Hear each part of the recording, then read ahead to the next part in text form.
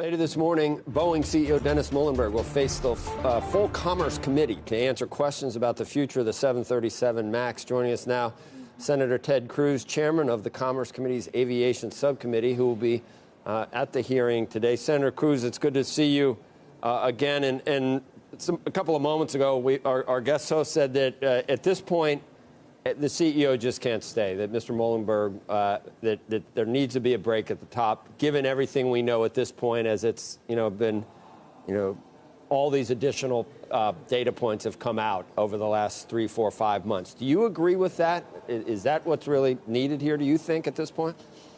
Well, I think that's a question for Boeing shareholders and for their board to decide, but I do think it is important that there be real accountability. There are a lot of questions that still need to be answered, that Boeing needs to be answered. So I think their testimony today is very important.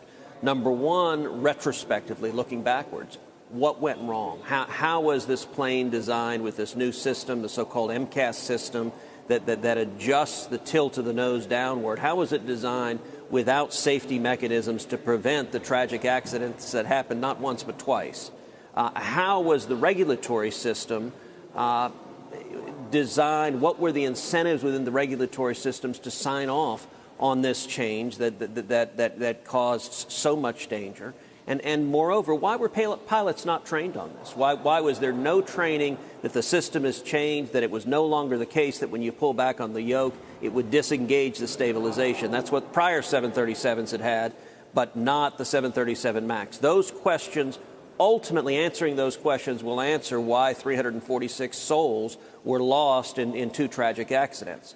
Going forward, we need to ask, how can we prevent this from happening again? What needs to change either at Boeing or in the FAA oversight to make sure this doesn't happen again? That's the other question, and that's the FAA. And with all the budget constraints in Washington, and especially from people like you, Senator, and the GOP, you want to watch every penny. So suddenly the FAA farms out some of their duties to the company that they're looking at in terms of judging whether there's safety. What do you do? Does it need more funding? Does it need to be more effective? Does someone need to resign from the FAA? I mean, what happens there? Look, I think those are all questions that the committee is examining.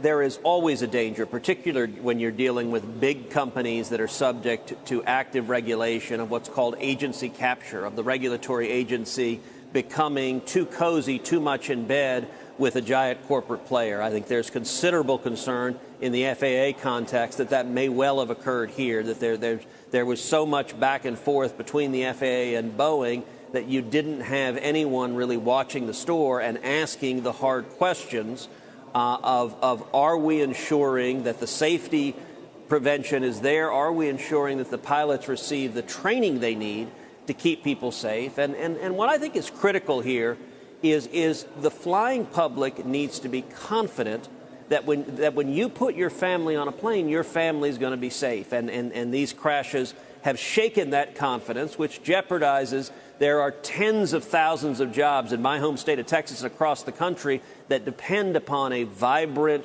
successful aviation industry. And if the confidence of the flying public is shaken, that's a real problem.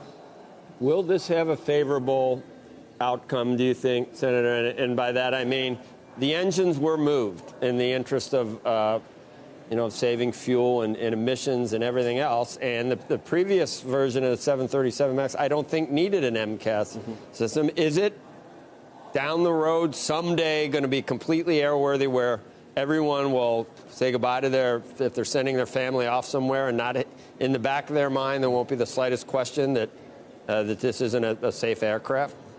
Look, I very much hope so. I think that's a real objective for Boeing, to get these planes back in the air. But to do that, they've got to be able to convince people that they're airworthy, that their families are going to be safe.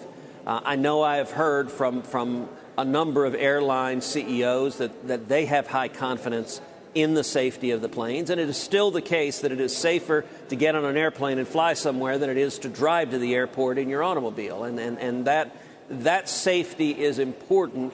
In this instance, that there are a number of ways these accidents could have been prevented. Simple redundancy. The accident started because of a bird strike, a bird that sheared off a little sensor that's right outside the cockpit called the angle of attack sensor, and it was sheared off the plane. And the problem was when that happened, the computer believed the nose was pointing up. And so as a result, the computer automatically started correcting to point the nose down.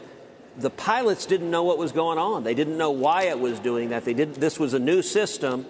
That could have been prevented. You could have redundant angle of attack sensors. You can have a system where when you have contrary information and data coming from the redundant sensors that you don't automatically engage the stabilization. You can have pilot training so they know what this is.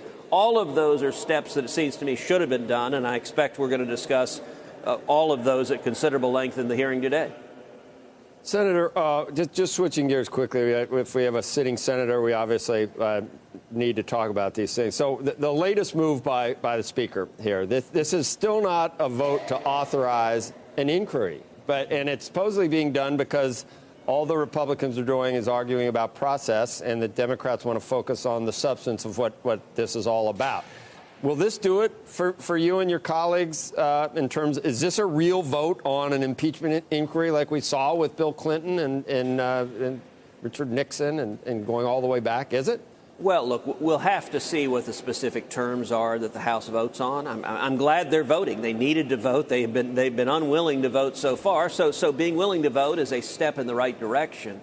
But fundamentally, what we're seeing going on in the House has all the trappings of a kangaroo court. The proceedings are still going on in secret. The minority is still denied the right to subpoena witnesses.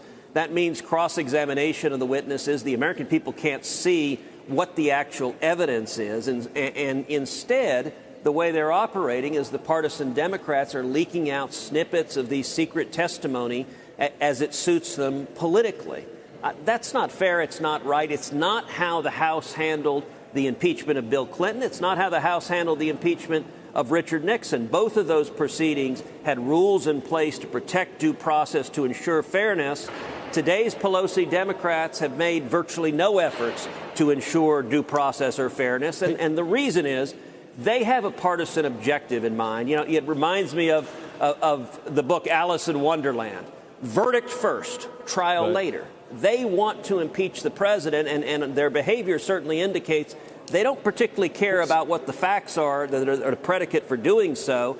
They've wanted to impeach him since November 2016 when the American people elected him. In the current, this latest thing, it's not Russia. It's a totally different, obviously, subject that we're talking about here. Have you already rendered a verdict without knowing everything? Is there any way that you would ever come to a yes for conviction in the Senate, or have you already made your mind up with a verdict first that there's nothing could rise to the level of an impeachable offense? Are you there? Listen, I think we should investigate what happened. I voted along with all 100 senators. We all voted to refer this matter to the Senate Intelligence Committee, a bipartisan committee, to investigate what happened. I think, sure, we should investigate what happened and be open to ascertaining the true facts. That is a very different thing than what the House is doing. You know, you look at the House a few months ago, 93 House Democrats voted to impeach the president simply because he criticized the so-called squad, these freshman House members who said so many outlandish things. And for 93 of them, that was enough to impeach the president, to remove a democratically elected president.